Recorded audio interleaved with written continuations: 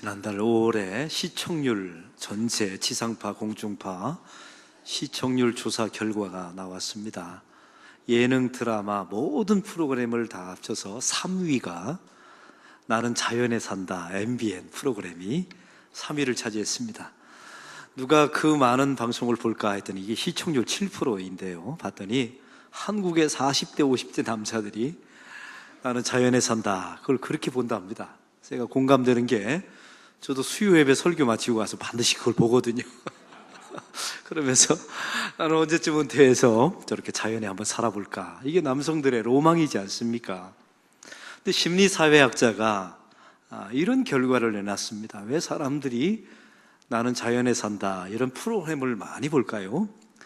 세 가지 목마름 때문에 그렇답니다. 첫 번째는 고향에 대한 목마름이 있다는 거예요. 저와 여러분들이 다시 사실은 저 시골 고향들이 있었고 다 실향민들이 아닙니까? 도시에서 살아가는 사람들이 말이죠. 그래서 우리는 고향에 대한 그림이 목마름이 있습니다. 또 한 가지는 저는 어렸을 때 맨날 고기 잡으러 돌아다녔던 철렵하고 메뚜기 잡아서 볶아 먹고 그 다음에 잔디씨 따서 그거 팔아먹고 고사리 꺾어다가 서울에 계신 큰아버지가 오시면 용돈 받고 거래하고 이런 일들, 그게 다 이제 그리워지는 거예요. 자연에 대한 목마름이 있습니다. 그리고 우리가 디지털 세상 속에 살다 보니까 지쳐버린 겁니다. 그래서 아날로그를 좋아하게 되죠. 저도 설교문은 반드시 만년필로 씁니다. 그거 알고 계십니까? 다른 사람들은 타자를 쳐야 은혜가 된다는데 저는 타자를 치면 주일 설교가 은혜가 안 돼요. 항상 사각사각하는, 그걸 아시나 모르겠어요. 이렇게 사각사각하는 그 느낌으로 만년필로 써야 주일 설교가 아주 은혜로워집니다. 저도 아날로그를 추구하는 목마름이 있었던 것입니다. 근데 한 사회학자가 이런 말을 했습니다. 왜 40대, 50대는 이런 것들을 추구하냐면 그런 기억과 경험이 있기 때문에 그렇다는 거예요. 그러면 요즘 세대는 어떻습니까? 태어날 때부터 도시에 태어났습니다. 자연을 겪어본 적이 없죠. 메뚜기 잡고 개구리 잡았던 기억이 없어요. 요즘 애들은. 그런 아이들이 40대, 50대가 되면 나는 자연에 산다 프로그램을 안 본답니다. 왜냐하면 기억이 없으니까요. 그런 경험이 없으니까 말이죠. 그래서 사회학자가 이런 말을 했습니다. 요즘 세대는 참 불쌍한 세대랍니다. 왜냐하면 목마름이 있는데 목마름이 있다는 것 자체도 모르는 세대라는 거예요. 얼마나 불행한 세대입니까? 오늘 말씀에 이와 유사한 사건이 있습니다. 성도는 두 종류의 성도가 있어요. 첫 번째는 자기 자신에게 목마름이 있다는 걸 아는 성도들이 있습니다. 이런 대표적인 인물이 우리 지지난주에 말씀을 들었던 니고데모입니다. 우리가 알다시피 니고데모는 어떤 사람이었습니까? 바리새인입니다. 관원입니다. 부자였습니다. 성경적인 지식도 있었고 영적인 관심도 있었어요. 그래서 예수님께 찾아와서 거듭남에 대한 질문을 하지 않습니까? 이런 사람들이 니고데모 같은 사람이에요. 오늘 이 자리에도 그런 성도들이 있습니다. 니고데모처럼 내가 목마름을 알고 있는 성도들이 있어요. 근데 또 한 종류의 사람이 있습니다. 그 사람은 자기 자신이 목마르다는 사실조차도 모르고 사는 성도가 있어요. 그 사람이 바로 오늘 성경에 나와 있는 수가성 여인입니다. 오늘 니고데모를 통해서 하나님께서는 말씀하시는 바가 이렇습니다. 니고데모를 보아라. 그의 행위와 율법을 통해서 구원받는 것이 아니라 오직 은혜로 구원받는 것이다. 이걸 말해주고 싶었던 거예요. 또한 오늘 성경에 나와 있는 수가성 여인을 보십시오. 이 여인은 사마리아 여인입니다. 사람들에게 개 취급을 당했던 사람이었죠. 사회적인 약자이면서 천민이면서 여자였습니다. 부도덕한 사람이었죠. 남편을 5명이나 갈아치웠던 사람이었어요. 이름도 없어요. 이 사람은 수가성 여인은 예수님에 대한 지식도 관심도 없습니다. 자기 자신에게 목마름이 있어요. 그런데 그 목마름이 있다는 사실조차 모르고 사는 수가성 여인, 이거 어찌 했으면 좋겠습니까? 그는 자기의 발로 예수님을 찾아올 수 있는 열망도 없어요. 목마름이 있다는 사실을 모르니까요. 근데 예수님께서 그 수가성 여인을 직접 찾아가십니다. 우리 예수님께서 이 수가성 여인 말씀을 통해서 하고 싶은 말이 있었던 겁니다. 은혜 받기에 불가능한 사람은 존재하지 않는다는 겁니다. 은혜 받기에 합당한 자격, 조건 없다는 것입니다. 우리 하나님께서 은혜를 주기로 작정하면 불가능한 사람은 없다는 것을 이 수가성 여인을 통해서 말씀하고 싶었던 겁니다. 할렐루야. 우리 하나님께서 구원하기로 작정하시면 불가능한 사람이 없다는 거예요. 우리 예수님께서 오늘 말씀해 보면 예루살렘을 떠나서 갈릴리로 이동을 하시게 됩니다. 여러분, 이 상황을 보시면 예루살렘에서 갈릴리로 가는 길은 세 종류의 길이 있답니다. 첫 번째는 이 지중해 해안을 따라서 올라가는 길이 있고, 또 하나의 방법은요, 요단강을 건너서 요단 동편으로 올라가는 길이 있어요. 근데 제일 빨리 가고 직접적으로 갈 수 있는 길은 따로 있었습니다. 그것은 바로 사마리아 땅을 그냥 바로 직통하면 되는 거예요. 그런데 여기에 문제가 있어요. 유대인들은 사마리아 땅을 지나가지 않았습니다. 여기는 역사적인 이유가 있습니다. 우리가 알다시피 북이스라엘의 수도는 사마리아입니다. BC 722년에 아수르에 의해서 이 북이스라엘이 멸망하게 됩니다. 이때 아수르가 취했던 정책이 있습니다. 그것은 바로 혼혈 정책이었어요. 아수르 사람들을 강제 이주시켜서 북이스라엘 사람들과 함께 거주하면서 혼혈 정책을 쓰게 된 것이죠. 여기에 아픔이 있는 겁니다. 유대인들은 순혈주의를 굉장히 목숨처럼 중요하게 여겼지 않습니까? 그런데 그들 안에 이방인들의 피가 섞인 겁니다. 그들이 하고 싶어서 한 게 아니에요. 나라가 망했기 때문에 당한 겁니다. 침략을 당한 거예요. 바로 여기에 역사적인 지리적인 목마름이 담겨져 있습니다. 우리 예수님께서 바로 오늘 그 땅을 지나가시게 되는 겁니다. 4절의 말씀을 다 같이 읽겠습니다. 사마리아를 통과하여야 하였는지라. 우리 예수님께서 의도적으로 사마리아 땅을 지나가게 된 것이죠. 지리적 목마름이 있는 그 사마리아 땅을 우리 예수님께서 거쳐가게 되는 겁니다. 그런데 그 사마리아 땅에 예수님이 도착하신 성은 수가성이었습니다. 여러분, 수가성의 이름의 뜻이 무엇인 줄 아십니까? 이게 세겜 땅입니다. 이 세겜 땅은 야곱이 세겜의 주장 하몰의 아들들에게 은 100개를 주고 산 땅이에요. 그래서 수가라는 이름의 뜻은 값을 치르고 사다라는 의미를 가지고 있어요. 한번 따라해 봅시다. 값을 치르고 사다. 값을 치르고 사다. 우리 예수님과 수가성 여인이 만난 장소가 기가 막힌 의미를 가지고 있어요. 값을 치르고 산 바로 그 땅에 들어간 겁니다. 그들의 조상들이 야곱이 그 땅을 은 100개를 주고 샀지요. 그러나 오늘 말씀에는 예수님께서 당신의 목숨값을 치르고 만세전부터 예정하셨던 당신의 신부를 찾아서 진짜 신랑이 찾아가는 장면이 오늘 수가성이었던 겁니다. 그냥 산 게 아닙니다. 값을 치르고 당신의 목숨값을 치르고 수가성에서 당신의 예정된 신부를 산 거예요. 그 수가성에는 야곱의 우물이 있었습니다. 예수님께서 피곤해서 앉아 계시다가 그 시간이 6시쯤 되었더라라고 나와 있습니다. 이 6시는 유대인의 시간으로 치면 낮 12시입니다. 이때 7절에 이런 사건이 일어나게 됩니다. 7절을 다 같이 읽겠습니다. 사마리아 여자 한 사람이 물을 기르러 왔는데 예수께서 물을 좀 달라 하시니, 여기서 이상한 점이 있어요. 낮 12시는 사람들이 물 들어오는 시간이 아닙니다. 이 당시 유대인들은 12시가 되면 잠시 점심을 먹고 낮잠을 자는 시간이에요. 근데 이 수가성 여인은 이 시간에 물을 길러 옵니다. 왜요? 사람들의 낯을 피해서 온 겁니다. 이 여인은, 수가성 여인은 관계적인 목마름이 있는 사람이었어요. 이 관계적인 목마름이 있는 사람들의 특징이 무엇인 줄 아십니까? 사람들을 피해 다닙니다. 사람들을 만나려고 하지 않아요. 왜요? 사람을 통해서 받은 상처가 있거든요. 사람을 통해서 외면당하고 고립당한 기억들이 있거든요. 이 수가성 여인에게 우리 예수님께서 물을 달라 하십니다. 그런데 놀라운 것은 예수님께서 목이 말라서 달라고 하신 게 아니에요. 그 물이라는 매개체를 통해서 수가성 여인에게 말씀하고 싶었던 내용이 있었던 겁니다. 그런데 수가성 여인이 퉁명스럽게 대답하죠. 유대인인 남자가 왜 사마리아 여자인 나에게 물을 달라 하십니까? 당신들은 우리와 상종하지 않지 않습니까?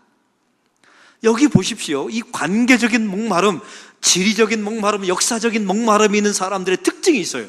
사람들을 피해 다니고 말을 하면 퉁명스럽습니다. 여러분, 우리가 말을 할 때 예쁘게 말할 수 있잖아요. 예쁘게, 근사하게, 온유하게 말할 수 있잖아요. 근데 이 목마름이 있는 사람들은요, 이게 내면에 목마름이 있기 때문에 말을 해도요, 퉁명스럽게 쏘아붙여요. 물 좀 달라 하면 예, 드세요라고 줄 수도 있잖아요. 근데 어떻게 당신 같은 사람이 나한테 물을 달라고 합니까? 이게 목마름을 가지고 있는 사람들의 특징입니다. 요즘 혹시 여러분 주변 사람에게 퉁명스럽게 말한 분들이 계십니까? 제가 얼굴을 보니까 좀 찔린 분들이 계세요. 그런 분들은 내 안에 목마름이 있었구나. 내가 요즘 사람들의 낯을 좀 피하는 성향이 있습니까? 그러면 내가 목마름이 요즘 있는가 보다, 이렇게 진단하시면 정확합니다. 이런 여인에게 예수님께서 10절에 이렇게 대답을 하십니다. 10절 읽겠습니다. 예수께서 대답하여 이르시되 내가 만일 하나님의 선물과 또 내게 물을 달라 하는 이가 누구인 줄 알았더라면 내가 그에게 구하였을 것이요 그가 생수를 내게 주었으리라. 아멘. 여러분, 여기서 그의 생수라는 단어에 밑줄을 좀 그어주시기 바랍니다. 우리 예수님께서 그 여인에게 내가 너에게 생수를 준다라고 말씀하시죠. 이 생수가 무엇일까요? 그 생수는 신학적으로 이야기하면 세 가지입니다. 첫 번째는 예수님이 전하시는 말씀이 생수입니다. 그리고 두 번째는 예수님께서 주시는 성령이 생수입니다. 그리고 세 번째는 예수님만 줄 수 있는 은혜와 복음과 구원이 생수입니다. 바로 이 여인에게 생수를 주겠다고 말씀하십니다. 이 여인은 목마름을 가지고 있었어요. 역사적인 목마름, 그는 지리적인 목마름도 있었습니다. 그리고 그는 관계적인 목마름도 있었죠. 퉁명스럽습니다. 사람을 피해 다닙니다. 그런 여인에게 주께서 찾아가셔서 내가 너에게 생수를 부어주겠다 말씀하십니다. 내가 주는 물을 마시는 자마다 결코 목마르지 아니할 것이다. 우리 예수님께서 약속의 말씀도 주시죠. 이때 수가성 여인이 이렇게 말합니다. 그 물을 내게 주세요. 다시 물 들어오지 않도록. 이게 오해를 한 겁니다. 우리 예수님께서 이 여인에게 부어주시는 생수는 물 들어오지 않는 그런 물이 아니었던 거예요. 우리 예수님이 부어주시는 생수는 성령의 생수였습니다. 할렐루야. 하나님의 말씀이었습니다. 그리고 그 사람에게 일생 동안 함께하는 성령의 동행하심이었고 우리 예수님만 줄 수 있는 은혜와 구원이었습니다. 이걸 오해했던 거예요. 다시 물 들어오지 않도록 저에게 그 물을 달라라고 여인이 말합니다. 우리 예수님께서 갑자기 생뚱맞은 이야기를 하십니다. 16절의 말씀을 다 같이 읽겠습니다. 이르시되 가서 내 남편을 불러오라. 여러분, 생수에 대한 말씀을 하시다가 우리 예수님이 뜬금없이 내 남편을 데려오라 라고 말합니다. 이때 여인이 가장 고통스러운 음성으로 저는 남편이 없습니다 라고 대답합니다. 여러분, 이 여인의 가장 가슴 아프고 가장 내면의 깊은 상처, 내면의 깊은 목마름을 우리 예수님께서 폭로해 버리신 겁니다. 그게 오늘 성경의 18절에 나와 있습니다. 다 같이 읽겠습니다. 너에게 남편 5이 있었고 지금 있는 자도 내 남편이 아니니 내 말이 참되도다. 아멘. 여러분, 여기서 주목해 보아야 되는 내용이 있어요. 사람에게는 다 목마름이 있습니다. 예외가 없습니다. 모든 사람은 인간이라면 목마름이 있어요. 자기 자신이 목마름이 있다는 사실을 아는 사람이 있고요, 목마름이 있다는 사실을 모르는 사람이 있을 뿐이에요. 목마름이 있다는 사실을 아는 사람과 모르는 사람은 특징이 있습니다. 공통점이 있어요. 아무 걸로나 수단과 방법을 가리지 않고 자기의 목마름을 채우려고 듭니다. 오늘 성경에 나와 있는 이 수가성 여인이 자기 자신에게 목마름을 있다는 사실도 몰랐죠. 그런데 자기 자신도 모르게 그 목마름을 채우려 했던 방법이 있었어요. 그것은 바로 남편을 갈아치우는 겁니다. 5번이나 말이에요. 그리고 지금 사는 남편도 자기 남편이 아니었던 겁니다. 사랑하는 성도 여러분, 사람은요, 하나님을 떠나서는 끊임없는 목마름에 시달릴 수밖에 없습니다. 이것을 성경은 영적인 목마름이라고 말합니다. 오직 예수만이 그 목마름을 해결해 줄 수 있습니다. 할렐루야. 우리는 자꾸만 지리적인 목마름, 역사적인 목마름, 어떤 사람은 관계적인 목마름을 말합니다. 아니요, 성경이 말하는 그런 모든 목마름의 근원은 영적인 목마름에서 온다는 사실입니다. 영적인 목마름이 예수를 통해서 해결된 사람은요, 관계적인 목마름이 저절로 해결됩니다. 좀 가난하고 병들어도 그것 때문에 너무 목말라 하지 않아요. 우리가 알고 있는 유대인들은 누구입니까? 율법을 지킴으로 자기 목마름을 채우려 했던 사람들이에요. 이 사람들이 예수님을 십자가에 죽이지 않습니까? 그들의 목마름이 해결되지 않았던 겁니다. 이방인들을 보십시오. 그들은 성과 소유와 또한 자식과 건강과 쾌락으로 자기의 목마름을 채우려 했던 사람입니다. 그 대표적인 사람이 수가성 여인이었어요. 남편을 5번이나 갈아치우면서 이 일들이 나의 목마름을 채워줄 것이다 확신했던 거예요. 그런데 이 여인은 12시에 사람들의 낯을 피해서 올 수밖에 없습니다. 목마름이 채워지지 않은 겁니다. 예수님께서 물어봤는데 말을 건는데 퉁명스럽게 대답합니다. 목마름이 채워지지 않았던 것이죠. 이 여인은 도대체 어찌하면 좋겠습니까? 이 여인은 방법이 없어요. 자기 자신에게 목마름이 있는데 목마름이 있다는 것조차도 모르고 사는 이 여인. 사람의 낯을 피하고 퉁명스럽고, 이 여인에게 우리 주님께서, 진짜 신랑 되신 예수님께서 만세전부터 예정하신, 구원하기로 예정하신 당신의 신부를 찾아가십니다. 세상 사람들은 이렇게 말합니다. 이런 여인은 구원받기에 합당하지 않다라고 말하죠. 이런 여인을 하나님께서 구원하시면 하나님이 욕먹습니다 라고 말합니다. 그런데 성경은 우리에게 말해요. 하나님께서 구원하기로 작정하시면 조건과 자격이 없다 합니다. 우리 하나님께서 구원하기로 맘먹으시면, 만세전부터 이 여인을 나의 신부로 삼겠다고 예정하시면 우리 주님께서 반드시 그 여인을 찾아가신답니다. 그 여인이 안 찾아와도 좋아요. 찾아올 수 없어도 괜찮아요. 내가 찾아간다라고 말씀하십니다. 이게 구원의 역사이며 은혜인 줄로 믿습니다. 이 여인에게는 가짜 남편들이 있었던 거예요. 5명의 가짜 남편. 그 가짜 남편과 함께 살면 살수록 더 목마른 여인 말이죠. 그 여인에게 진짜 신랑 되신 예수님께서 찾아가신 것입니다. 그리고 그 여인을 우물가에서 만난 거예요. 이 성경에 나와 있는 우물가는 구약의 특징이 있습니다. 신랑과 신부가 만나는 장소입니다. 우리가 알다시피 이삭이 리브가를 만났던 장소가 우물가였습니다. 우리가 아는 야곱이 첫 번째 사랑에 빠졌던 라헬을 만났던 장소가 우물가였던 거예요. 구약의 모든 사건의 예표가 신약을 통해서 이루어지죠. 그 진짜 신랑 되신 예수님께서 만세전부터 예비하셨던, 사랑하기로 작정하셨던 나의 신부 수가성 여인을 우물가로 찾아가십니다. 왜냐하면 그 여인이 예수님을 찾아올 수 없으니까요. 또한 이 5 남편은, 이 남편이라는 단어에 주목해 보셔야 합니다. 이 남편이라고 하는 히브리어는 바알입니다. 바알. 기가 막히죠. 바알. 이 바알이라는 뜻은 주인이라는 뜻이며 남편이라는 의미를 가지고 있어요.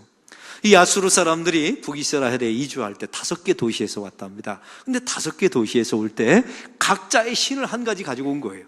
이 5가지의 바알을 가지고 와서 이스라엘을 육체적으로만 혼음한 게 아니라 영적으로도 이를 타락시킨 겁니다. 다시 말하면 이스라엘 백성들은 5의 바알을 섬기며 살았다는 의미를 5 남편을 섬겼다라고 성경은 비유하고 있는 것이에요. 사랑하는 성도 여러분, 이게 수가성 여인만 그렇습니까? 현대인도 마찬가지입니다. 우리도 진짜 신랑 되신 예수님을 외면하고 우리는 5가지의 바알을 섬기고 있어요. 어떤 사람은 성, 쾌락, 소유, 건강. 어떤 사람은 건강이 자기의 바알이 되는 경우가 있어요. 결국은 죽을 몸인데, 결국은 하나님 앞에 쇠약해서 늙어서 하나님 나라 요단강을 건너서 지나가야 되는데 자기의 모든 관심, 자기의 모든 에너지, 자기의 모든 물질을 다 건강에 씁니다. 이거 바알입니다. 이 시대를 섬기는 또 하나의 바알이에요. 그거 하면 할수록 목마를 수밖에 없어요. 소유도 마찬가지입니다. 제가 소망교회에서 목회할 때 참 신기한 게 있었어요. 이 상위 1%의 부자들을 제가 만났거든요. 그 교인들이 다 부자는 아니에요. 근데 상위 1%들이 있어요. 평균 재산이 200억이 넘습니다.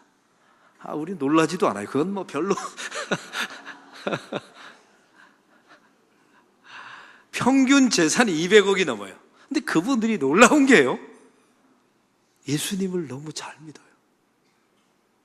우리 안락교인들보다 예수님을 잘 믿는 교인을 제가 많이 만나봤어요. 이유가 뭘까요? 부자인데 이유가 있어요.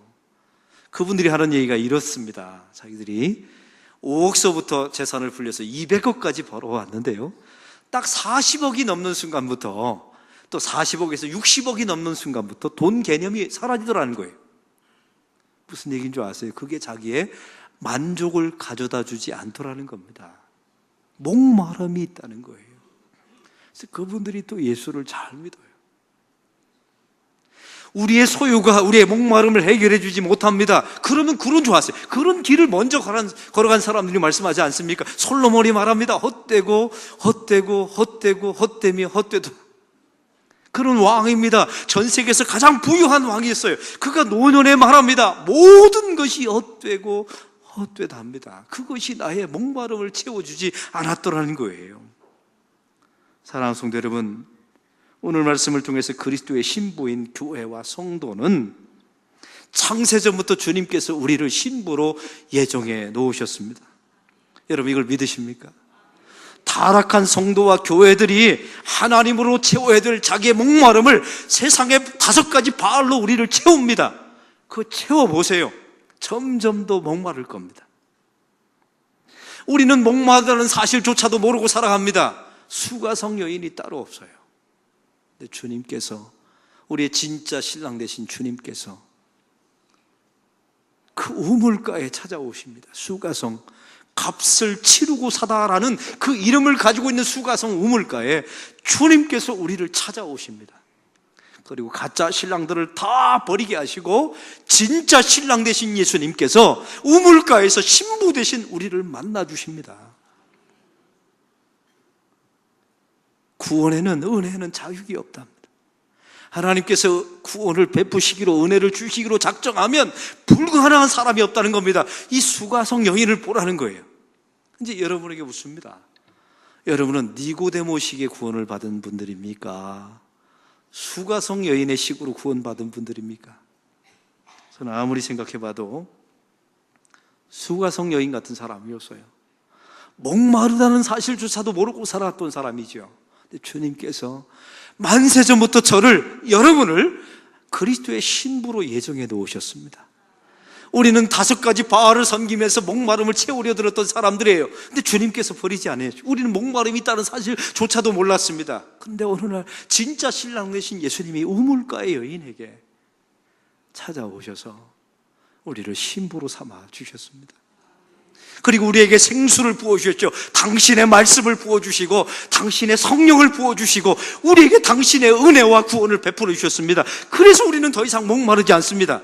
가난해도 좋아요. 어떤 때는 병들어도 괜찮아요. 그러나 우리의 영원한 목마름은 이제 해결된 줄로 믿습니다.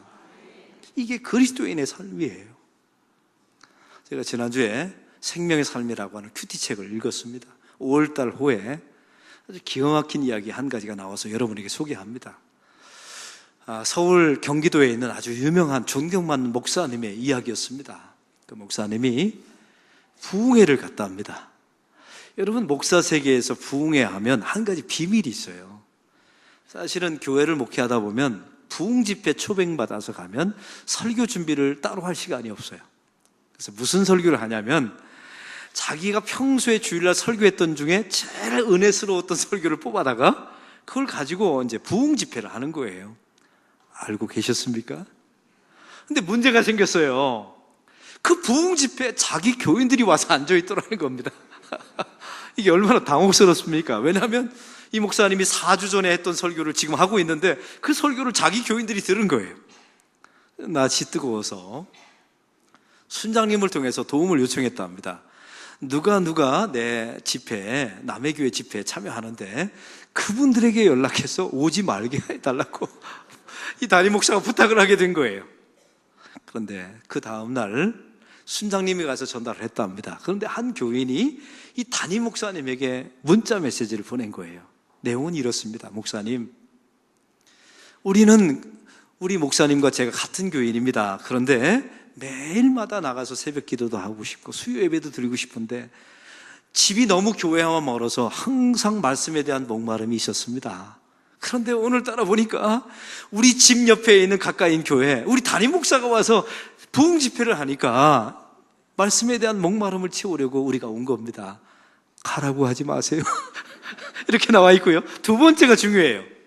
두 번째가 그 4주 전에 분명히 예배 시간에 우리 본교회에서 들었던 메시지였는데 분명히 4주가 지나고 또 들어보니까 자기 삶이 하나도 안 바뀌어 있더라 합니다. 그래서 하나님 앞에 가슴을 치며 회개하면서 그 부흥 집회를 참석했다는 거예요. 4주 전에 분명히 이 말씀을 들었어요. 은혜도 받았어요. 그런데 4주 동안에 자기 삶이 하나도 안 바뀌었다는 사실을 똑같은 설교를 듣고 보니까 알겠더라는 거예요. 변화에 대한 목마름을 이야기하더라 합니다. 그 목사님이 이렇게 써놨어요. 이런 교회를 만나서 하나님 너무나 행복합니다. 말씀에 대한 목마름이 있어요. 변화에 대한 목마름이 있어요. 이제 여러분에게 묻습니다. 저와 여러분은 정말 그런 목마름이 있습니까? 그런 목마름이 있다는 사실을 알고 계십니까? 안심하세요. 혹시 모르고 있을지라도 안심하세요. 저와 여러분이 만세전부터 예정하신 그리스도의 신부라면 반드시 신랑 되신 예수님이 찾아오실 겁니다. 내가 찾아가지 않더라도 그분이 나를 찾아오실 거예요. 그 수가성 우물가에 값을 치르고 사다라는 의미를 가지고 있는 그 수가성에 저와 여러분을 찾아오실 겁니다. 그리고 생수를 부어주실 거예요. 당신의 말씀을 부어주시고 당신의 성령을 부어주시고 당신의 은혜와 복음과 구원을 반드시 생수를 부어주실 줄로 믿습니다. 그리고 우리에게 말씀하시죠. 보아라, 구원받기에 합당한 자격은 없다. 그리고 내가 구원하기로 작정하면 구원 못 시킬 사람이 없노라. 그게 바로 너다. 주님께서 말씀하십니다. 이 은혜를 날마다 고백하고 하나님, 제가 수가성 여인입니다. 이게 웬 은혜입니까? 이렇게 고백하면서 여러분의 삶 속에 이 은혜를 누리는 주의 성도들이 되기를 축원합니다. 하나님 아버지, 오늘 말씀을 통하여 우리 자신이 수가성 여인이었음을 주님 앞에 고백합니다. 우리 스스로 목마름이 있음에도 불구하고 목마름이 있다는 사실조차 모르고 살았습니다. 그런데 진짜 신랑 되신 예수님께서 이 수가성 우물가에 찾아오셨습니다. 주님 감사합니다. 이런 식으로 구원해 주셔서 우리가 구원의 백성이 된 것 감사합니다. 이 은혜를 잊지 않는, 날마다 감사하며 누리며 선포하며 사는 믿음의 백성들 되게 하여 주시옵소서. 예수 그리스도의 이름으로 기도하옵나이다. 아멘. 우리